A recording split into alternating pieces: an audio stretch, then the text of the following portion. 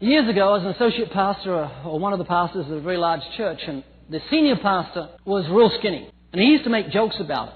He only had one stripe on his pajamas. He used to run around in the shower to get wet. One night, there was a knock on his door at his home, 3 a.m. One of his teenage sons got up and opened the door, and it was some guy wanting counsel at 3 o'clock in the morning.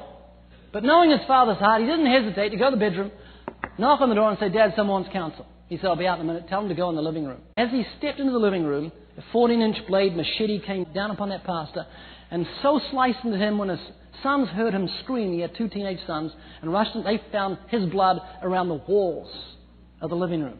Next day, another pastor called me. He says, "Ray, did you hear what happened last night?" I said, "Poor, heavy." He said, "Heavy?" He said, "That guy went to my church." And then he said, "Fancy that. Another Christian doing that to the pastor." I said, "Hang on a minute." I said, "If some guy tries to cut the head off the senior pastor, you could probably come to the conclusion he lacks somewhat in the area of love, goodness, gentleness, self-control." And folks, we've got to stop embracing everyone that names the name of Christ and saying, "You're a Christian, you've given your heart to Jesus."